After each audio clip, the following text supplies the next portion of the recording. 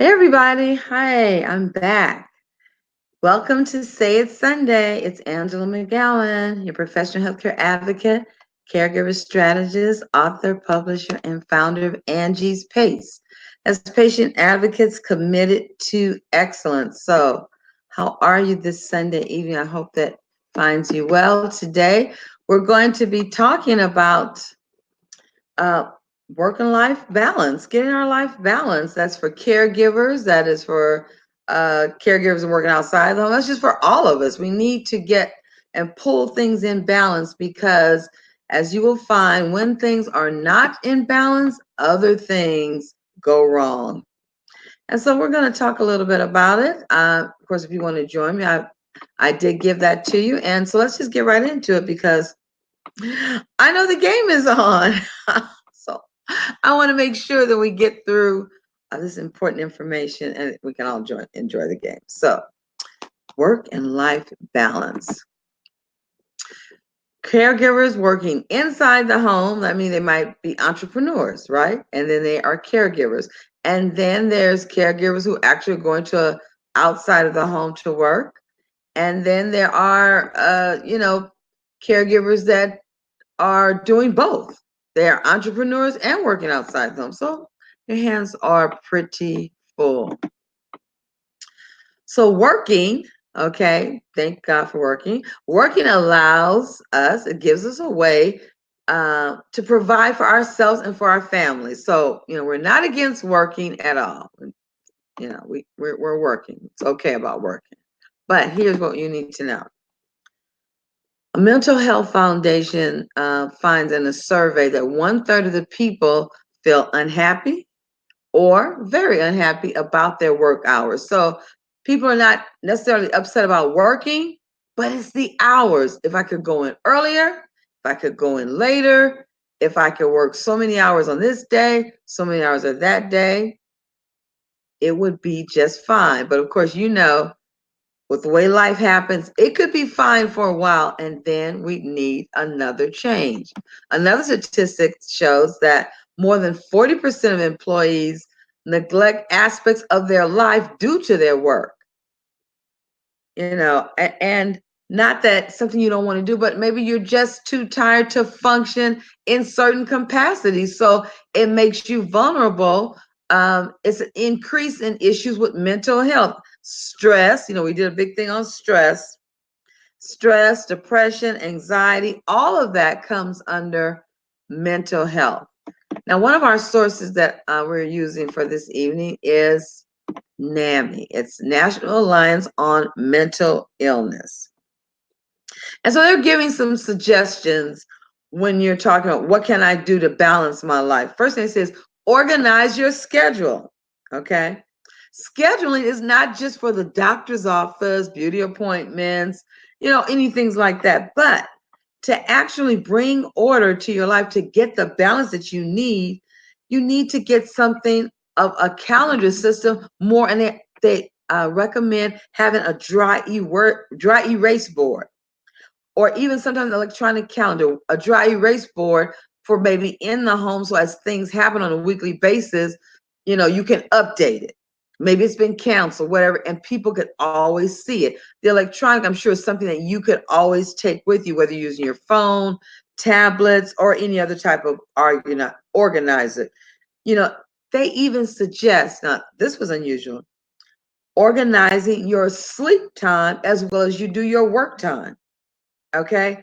Build in your day completely, not just I have to go to the grocery store, I have to go to the doctor, I have to pick up this one, but everything that you do, put it on a schedule and actually organize your time. So then if something happens, and you say, like, what do I have to do? What happens when we're emotional? First thing we just like, oh my God, what was I going? I completely forgot. But if we have the organizer or the board or both, then that won't be one of our problems, right? It'll be one less thing to get upset about. Another thing I thought was cute, they said, bring your employer home. No, not literally, but gaining support from your organizations you work from, finding out about flex hours, finding out what can you do to still work at a high level, but still be able to bring in some stability, especially if it is making you feel like you're out of control, you're losing the control from your own life. Okay, so we don't want to do that, because here's another statistic. 1 in 5 adults, and in America, that translates to 43.8 million people experience mental illness in a given year. Again, I tell you, that's depression, anxiety, grief, all of those things go under mental illness. The next statistic that NAMI gave out was 1 in 25, that's 9.8 million, experience serious mental illness in a given year. Now, that means interfering with their life activities. They might have to be stay home from work. They might have to go to some kind of care or some kind of facility. But whatever it does, it completely pulls them out that to rank that is a serious situation. And let us not forget some of our most precious commodities, and that is our school age children are suffering right there in school. I told you that instead of us saying they're bad children, we need to find out exactly what is the issue with them. If they will talk to us, if they will talk to the teacher and the counselor. They put on, NAMI says, remember, mental health is not an extracurricular activity. We don't shun them and say, okay, well, after school. No, they're having the issue right there in the classroom, which is why sometimes the classrooms learning doesn't go on, because there's a lot of suffering that's going on. And we as adults, we're going to have to get with that. Like, we're going to have to understand that maybe as growing up, we, for lack of a better word, weren't allowed to, say about our suffering or whatever was going on. But now, uh, the children of today, they need to be able to express themselves. They need to be able to trust someone that can help. They need to be able to go to that person and say, well, look, this is what's happening to you. This is the help I can give you. We don't want our children to just be suffering. So I put, when I talked about organize your schedule and your employer, bring your employer home, that's what I was talking about, those two. The next thing, what can I do at work? Okay, work is so chaotic. What can I do to manage things? What can I do to bring my life in balance? Because I'm not just all work. I love my job, or I love even if I'm working at home, but I just don't want it to be like something that a noose around my neck, something I'm bearing all the time. All right. So at work, set manageable goals each day. Okay. Meeting priorities first, right? You want to set the things that are priority and that you can accomplish and you can control. All right. Have a realistic deadline. As you're making your to-do list, if you're asked to do something and someone says, can you do this, or do you need someone else? If you need someone else, say it at that time. Okay, there is no shame in asking for help. The shame would be when you don't perform, and then supervisor, manager, whoever will say, we offered you help, which brings about what? More stress.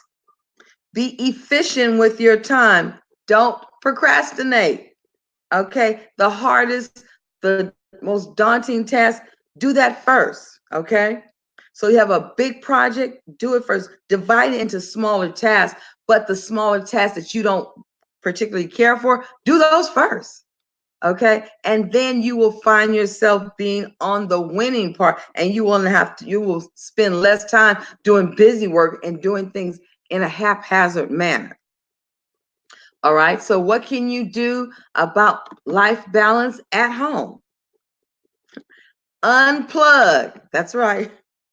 The same technology that makes it so easy can also burn you out if you're doing something all the time. All the time. I know, usually, because I took so many phone calls when I got home, I didn't answer the phone. I could be sitting right next to it. Somebody else answered, or somebody leave a message, because I just needed time to give me a minute. Okay, and even though the TV would be going, I really wouldn't be paying attention to it. I would just be like zoning out so I could bring myself in, because now I was at home and I need to be able to converse and be a part of the lives of my family. All right. Another suggestion, divide and conquer.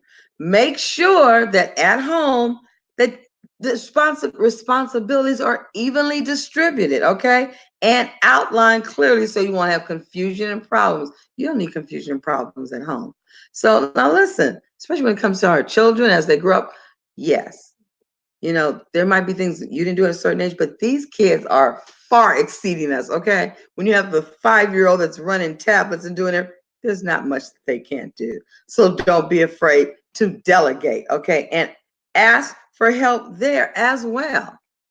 Now, what is a major consequence if you don't have work-life balance? The number one thing is fatigue, okay? You're tired. You can't produce effectively, efficiently. You can't think clearly. You're suffering mentally, emotionally, and you're going to, snap at someone because you're tired. And then there's things that you want to do with your family or maybe with some friends, but you're just tired. You're tired and you just want to sort of check out. That's a consequence of not having balance. And so, as always, I don't want to just leave you. I want to leave with just the problems. I always want to, give you some solutions. So, and solutions would be set limits. Okay. When you're managing your time and you're delegating, okay, make sure that that you share your concerns. Like, this is something I would normally do, but I just need help with it. And when you do that, when you let your family know, it sort of gives them a feeling, so you trust me, so I can do this. And then it bolsters them as well. So when you're managing your time, you're also elevating their self-esteem as well, and doing things efficiently. How about, like, just giving them a few steps to take them that way and then say, okay, go with it. The next thing is, of course, a list. Now, my kids know all about the list. So do my grandkids. Everybody had a list. There was a list for everything. And I just felt like if you had the list, you don't have to feel like I have to come back and say anything. I don't feel like I have to come back and say anything. Just check it off. And when I want to know what's going on, I can look at the list. Oh, yes. Another thing that you want to do is care for yourself. Eat healthy. Listen, some of these things that we are consuming make us tired. Okay. That is one of the effects. They're so delicious going down, but once they're there, other problems happen. So think about what you're eating, because it's not just for the few minutes that you're eating, it's beyond what's going to happen afterward. So we want to make sure that we are doing well then. And most importantly, as a solution, know when to seek professional help. Okay, everyone needs help from time to time. If it's too chaotic, if things are spinning out of control, if you feel you're really losing it, seek help. I know there's a lot of life matters, work balance that are part of your benefits at work. They're right there on the facility, or maybe because of your health care, maybe you want to go through your church, whatever it is. But don't be afraid or ashamed to ask for help. Act on it. Go and get help, because the bottom line is, when you can pull it back in and begin to have a balanced life in your work, in your home, emotionally, all of that, then you have more joy and you enjoy every day. And isn't that what it's about? You want to have joy every single day. No matter what team is on, it might not be your team, but you can still enjoy the game. But if you are upset or offended, or you just feel like there's so many tasks to do, how can I get it all done? If your team was on, you still wouldn't enjoy it. So I want to encourage you to really take a part, to play an intricate part in your own well-being. Okay, ask for help, delegate, organize, do the things that we talked about, because it is so important. You're immensely important to this world, and we want you to do what you can to make sure that your life is wonderful. So again, I want to thank you for joining me on today. And I always want to remind you of this, that excellent health care is not a privilege, it's your absolute right. And I also, of course, you are welcome to be a part of my free Facebook membership group, the Powerful Patient Movement, at bit.ly/Powerful Patient Movement. And I'd love to speak with you about what we talked about today or anything that we talked about or will talk about. Call me. Schedule a results call with me, rather, at Advocate Angie at the Bitly link. And I want to remind you that starting tomorrow, we're going to be into every day talking about Men's Health Month. It's important. Listen, make sure that you're on Facebook with me. We're also going to be going into the membership group. This is something that all of us need, whether it's our spouses, our dads, our uncles, our brothers, cousins, our neighbors, whoever it is. Men's Health Month.